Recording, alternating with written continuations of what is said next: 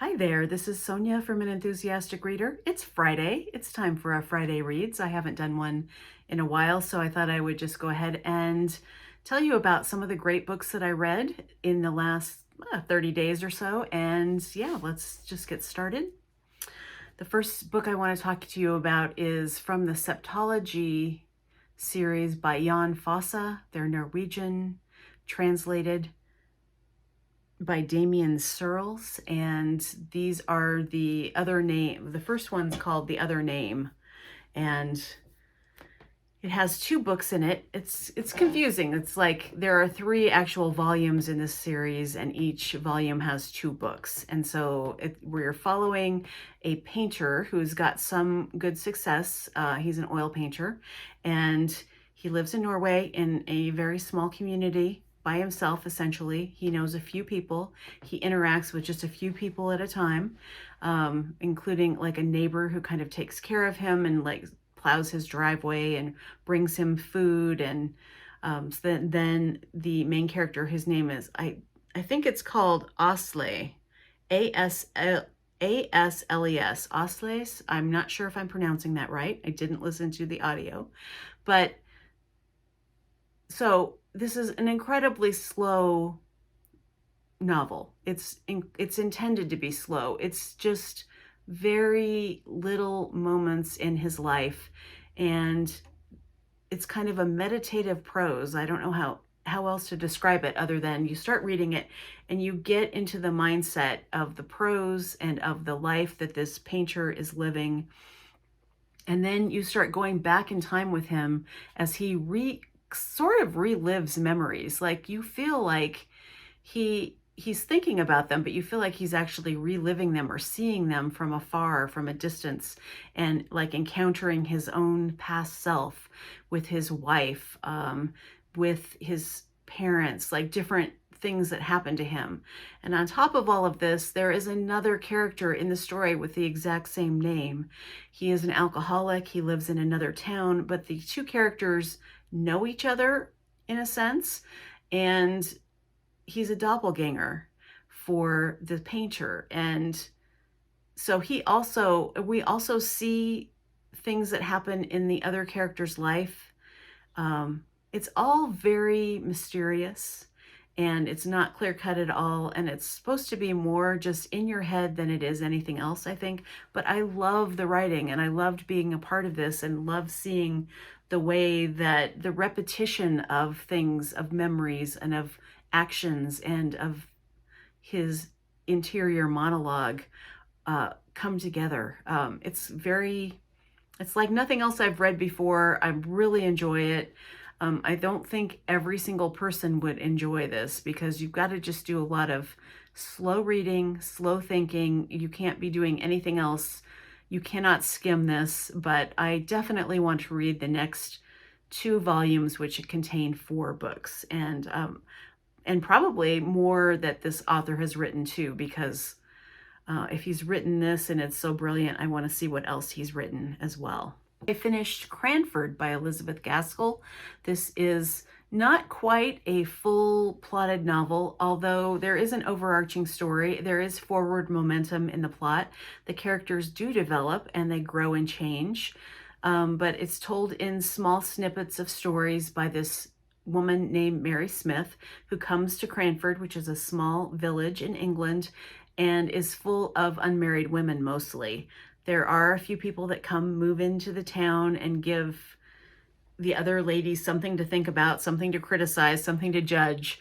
And there is a very strict code of conduct that these women have kind of established in terms of how you can entertain guests and how long you can stay and what you can say and what you must wear. So they've got all these societal rules, but yet they also are willing to break those rules when they need to help each other. And so it was really delightful. It didn't have the full satisfaction level that I got when I read North and South or Wives and Daughters, for example, but you could see she was developing her way of building character and also kind of poking fun at her characters very gently, poking fun at their rules, and also caring about the characters. And so it was just a delightful little interlude of a novel, and I'm glad I read it.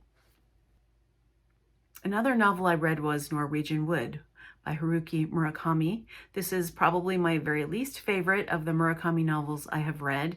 It's the least developed. It has the least going on. It's essentially the story of Toru, who is a college student, making friends with and yearning for a couple of women that have mental illness, and his kind of journey of himself and his own psychological and mental health progression kind of through the lives of these other women. And I found it to be quite immature in places. It did have some of the characteristic Murakami, very slow plot, not a lot happens, day-to-day living, and music that influenced the characters. And but it also has some kind of disturbing things in it in terms of an older woman having a sexual encounter with a 13-year-old girl, and that did not further the story in any way. It did not develop the character, and also the sex scenes were recounted in very explicit detail and were very pornographic, as though it were like a teenage boy's fantasy of what sex between women looks like. It was and I am not a prude about reading sex in novels, but I want it to be handled in such a way that it has a purpose other than just like voyeurism.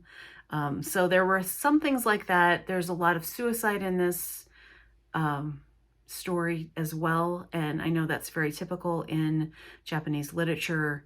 But all in all, I would say if you want to read any Murakami, don't start with this one. Read Kafka on the Shore, which also has its own weird sexual things that happen in it, but it's not to this extent. So yeah, I was a little disappointed because I really wanted to like it, and I just felt like it was very subpar for this author. I finally finished the Levant. Well, I shouldn't say finally. I finished the Levant trilogy by Olivia Manning. Read this as a group read that was spearheaded by Sarah from Hardcover Hearts. She really knows how to do a group read. She sets up some good guidelines for discussion, and encourages everyone who's participating to not just evaluate whether or not you like something or like a character or even like the book, but instead, what's it doing? What's it saying? How do the characters interact? How does it affect you psychologically as you're reading it, etc. So it's very focused discussion, and I really, really respect and appreciate that in a group read. Anyway, it's the continuation of the story of a young married couple during World War II, but they are on not the typical British front or the Western European front, but instead they're in the Eastern European front, and then they end up become refugees from Greece to Egypt. And so it's the story of what happens when they get to the Middle East and how they are going to live, how they are going to interact with other society, how are they going to earn a living, and also what does their marriage mean to each other, because Guy is a very selfish and kind of immature man who is very charismatic and collects friends, but he doesn't have any close friends. He doesn't have any close relationships. And when Harriet, the wife, asks him to do anything, he always figures out a way to say no, and he's always late, and he's always unreliable. And even when she really gets sick and desperately needs his attention and companionship, he denies her everything. And so that was really interesting. I wanted to hate Guy and just realize that maybe he wasn't cut out for marriage in any way. So you've got the dynamic of this marriage in this time of war. And there's also another character named Simon, who is a young British officer, and he has untested in the battlefield. So you watch him being very naive coming in, very optimistic, very upbeat, and watch what happens to him over the course of the years in these 3 novels. And needless to say, the war changes him drastically. because war is really hard on everyone, and it's particularly hard on the people who have to fight the battles for whatever reason. You know, they've been drafted, or they're there, they believe in the cause, or they don't believe in the cause, but there is a huge toll that is extracted on the people who have to fight in the war. So that was a really interesting thread of the novel as well. I really want to read more Olivia Manning. I think she knows how to build characters and really explore politics, psychology, and just is also able to tell a really good story with really beautiful writing. I did a buddy read with Shawn the Book Maniac. We've been reading Edna O'Brien for a couple of years now. We read her collected short stories, we read her memoir, we read the first 3 novels, The Country Girls trilogy, and now we have decided to embark on trying more of her novels in chronological order. And so we read August is a Wicked Month, and this is the story about a young divorcee who named Ellen. She has a husband. They do not get along. They are very embittered toward each other, and they have a young son. And so her ex-husband takes her husband to go camping for the month of August, and it's set in the 1960s. And so she is very sexually curious. She's very unfulfilled.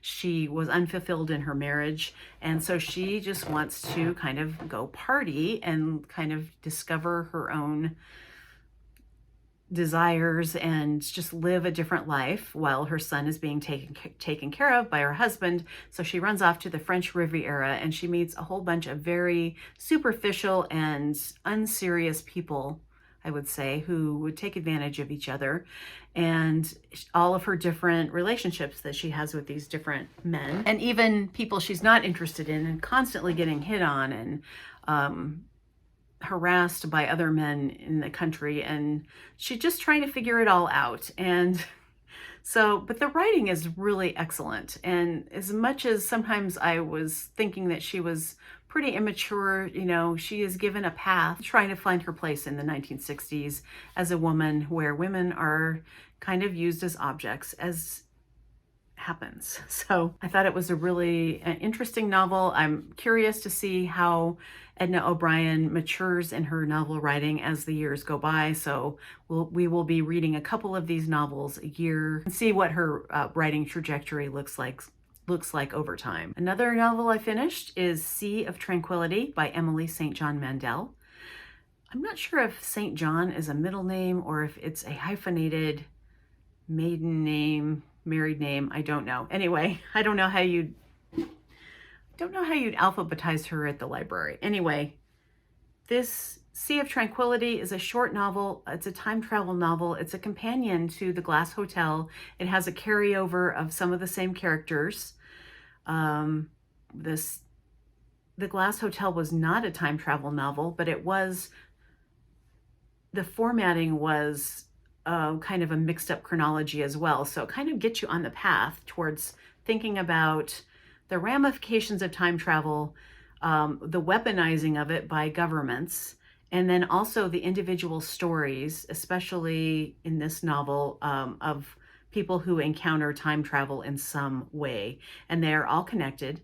There is a glitch in time, and each of the characters experiences that glitch in some way. And then there is a man who is charged with trying to figure out what the glitch is. And so I don't want to give any of the plot away, because the fun of reading this novel is trying to put all the pieces together and to look for the similarities and to see how the story develops over the course of all these time travel adventures. It's also a COVID novel on many levels. Like, there are pandemics throughout history in these time periods.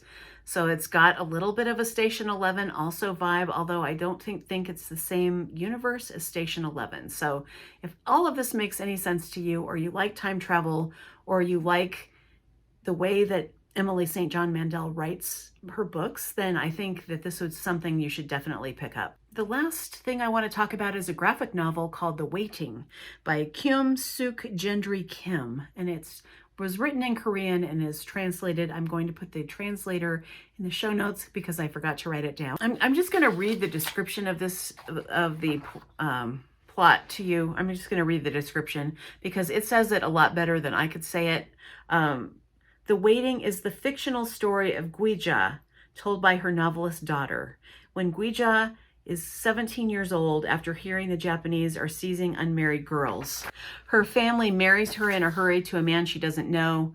Japan falls, Korea gains its independence, and the couple start as a family, but peace didn't come. There is a civil war in 1950, and the family of four has to flee.